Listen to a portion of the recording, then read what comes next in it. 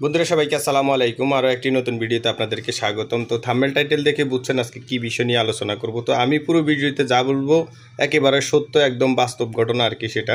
যেটা আমাদের খামারে 8টা গাভীতে আমরা কত কেজি দুধ প্রত্যেক দিন পাই, কত টাকা আমাদের প্রত্যেক দিন খরচ হয়, আর কত টাকা আমাদের ইনকাম হয়, আর কত কেজি দুধ কত করে আমরা বিক্রি করি। তো বন্ধুরা, আপনি যদি আমার চ্যানেলে নতুন হয়ে থাকেন তাহলে অবশ্যই চ্যানেলটাকে সাবস্ক্রাইব করে পাশে থাকা বেল আইকনটি বাজিয়ে দিন। আর শুরু থেকে শেষ পর্যন্ত দেখে যদি ভিডিওটি ভালো লাগে তাহলে অবশ্যই একটা লাইক দিয়ে দিবেন। আর এই বিষয়ে যদি আপনার কোনো প্রশ্ন বা মূল্যবান মতামত থেকে থাকে তাহলে অবশ্যই কমেন্টে লিখতে পারেন, আমরা অ্যান্সার দেওয়ার চেষ্টা করবো ইনশাআল্লাহ। তো বন্ধুরা, আসলে হচ্ছে যে আমাদের যে 8টা গাভী আমরা বর্তমানে আমাদের খামারে আছে, সেই 8টা গাভী থেকে আমরা সকাল বিকাল কত লিটার দুধ পাই, আর আমাদের এই 8টা গাভী কত কেজি দানাদার খাবার খায়, কত টাকা করে আমরা দুধ বিক্রি করি, আর কত কেজি ঘাস আমরা গরুগুলোকে 2 বেলায় দেই, এটাই আপনাদের মাঝে একটা শেয়ার করব। আশা করি আপনারা উপকৃত হবেন ইনশাআল্লাহ। তো শুরু থেকে শেষ পর্যন্ত ভিডিওটি স্কিপ না করে দেখতে থাকেন, আশা করি আপনাদের কাজে লাগবে। তো বন্ধুরা, আমাদের যে 8টা গাভী আছে, তো এর ভিতরে ধরেন কিছু আছে হচ্ছে যে 6 মাস 7 মাস গাভ হয়ে গেছে, কিছু আছে 3 মাস 4 মাস এরকম হয়ে গেছে গাভ, আর দুটো গাভী আছে। এর ভিতরে আমাদের একটা বকনা আছে, যেটা কিছুদিন আগে বাছুর দিছে আর কি। আমাদের বকনাই খামার বকনা গাভী হয়েছে, আর কিছুদিন আগে আমরা একটা গাভী কিনছি। যারা আমাদের রেগুলার ভিডিওটি দেখে থাকেন তারা অবশ্যই জেনে থাকবেন যে আমরা 2,40,000 টাকা দিয়ে একটা গাভী কিনছি।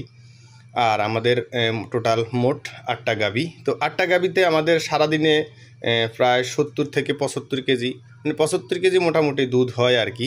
তো বর্তমান যেহেতু রমজান মাস, আমরা দেখা গেছে 90 টাকা 100 টাকা করে দুধ বিক্রি করতেছি। তো আমরা 90 টাকাও ধরতেছি না, 100 টাকাও ধরতেছি না, রেগুলার যে দামটা আমরা পাই সব সময় 80 টাকা। ওই 80 টাকা হিসাব করেই আমরা আপনাদেরকে হিসাব দেওয়ার চেষ্টা করব যে আমাদের খামারে কত টাকা ইনকাম হয় নাকি খামারে লস হয়। তো যাই হোক, আমাদের 8টা গাভীতে সারাদিনে 2 বেলা আমরা দানাদার খাবার দেই। তো দুই বেলা আমাদের যে দানাদার খাবারটা দেই, আমাদের টোটাল 8টা গাভীতে 56 কেজি দানাদার খাবার লাগে। তো আমরা যে দানাদার খাবারটা তৈরি করি আমাদের পার কেজি 40 টাকা করে পড়ে আর কি। তো এর ভিতরে দানাদার খাবারের মধ্যে আছে হচ্ছে যে কুড়া, মশারির ভুসি, ভুট্টা ভাঙা, এরপরে হচ্ছে যে আপনার গমের ভুসি, তারপরে ডিসিপি, তো সাথে আছে হচ্ছে লবণ। এই মিশে এগুলো দিয়ে আমরা মোটামুটি দানাদার খাবারটা তৈরি করি আর কি। তো আমাদের পার কেজি দানাদার খাবার 40 টাকা করে পড়ে। তো 56 কেজি দানাদার খাবার যদি আমাদের 2 বেলায় আমাদের গাভীগুলো খায়, সেক্ষেত্রে হচ্ছে যে 2240 টাকা আমাদের দানাদার খাবারের টাকা আসে আর কি। আর প্রত্যেকটা গাভীকে আমরা দৈনিক করি আর কি, যে 30 কেজি করে কাঁচা ঘাস দেই। তো আমরা যেহেতু আমাদের পর্যাপ্ত পরিমাণে কাঁচা ঘাস আছে, সেই কারণে আমরা গাভীগুলোকে খের দেই না, শুধু কাঁচা ঘাসই ব্যবহার করি। আর হচ্ছে যে আমাদের যদি 30 কেজি করে যদি দৈনিক 8টা গাভীকে যদি আমরা ঘাস দেই, সেক্ষেত্রে হচ্ছে যে আমাদের 240 কেজি দৈনিক ঘাস লাগে আর কি, কাঁচা ঘাস। তো আমরা পার কেজি ঘাসের উৎপাদন খরচ যদি 3 টাকা করে ধরি তাহলে আমাদের আসে হচ্ছে 720 টাকা।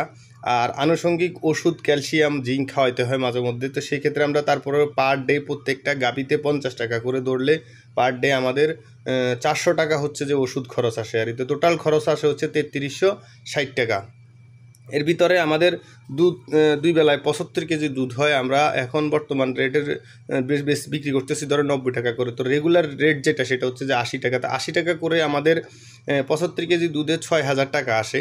তো 6000 টাকার মধ্যে যদি আমরা 3360 টাকা যদি বাদ দিই তাহলে আমাদের 2640 টাকা থাকে হচ্ছে যে লভ্যাংশ বা লাভ। তো আসলে যেটা বলতে চাচ্ছিলাম যে আপনি যদি গাভীর খামার করে থাকেন আর প্রপারলিভাবে যদি গাভীকে যত্ন নিতে পারেন তাহলে আপনি আশা করি যে লাভ ছাড়া লসের সম্মুখীন হবেন না। একটা বিষয় মনে রাখবেন, যদি একটা ঝালমুড়িওয়ালা প্রত্যেক দিন যদি 1000 টাকা পুঁজি লাগিয়ে যদি প্রত্যেক দিন সন্ধ্যা যাওয়ার সময় যদি 500 টাকা করে যদি লাভ নিয়ে যেতে পারে, সেক্ষেত্রে আপনি লক্ষ টাকা পুঁজি খাটিয়ে কেন আপনি গরুর খামার থেকে লাভ করতে পারবেন না। আর একটা কথা মনে রাখবেন যে যেখানে যত বেশি ইনভেস্ট তত বেশি লাভ। তবে আপনাকে প্রপারলি ম্যানেজমেন্ট করতে হবে, ম্যানেজমেন্ট করা জানতে হবে। শুরু থেকে শেষ পর্যন্ত গরুর জন্য কী কী করা উচিত বা কী কী করা উচিত না সেই বিষয়গুলো অবশ্যই আপনার ধারণা থাকতে হবে, না হলে অবশ্যই আপনি আমার মতে আপনি লাভ করতে পারবেন না। আর অনেকেই আছেন যারা কোনো কিছু না বুঝে না জেনে শুরু করে খামার শুরু করে দেন। সেক্ষেত্রে হয় কি, অনেক সময় তারা বিষয়টা বুঝতে পারে না, বা কোনো একটা সমস্যা বা রোগ যদি হয়ে যায়, ওটা যদি টাইমলি যদি ধরতে না পারে, সেক্ষেত্রে হয় কি যে আপনার এটা বড় ধরনের ক্ষতির সম্মুখীন হতে হয় আর কি।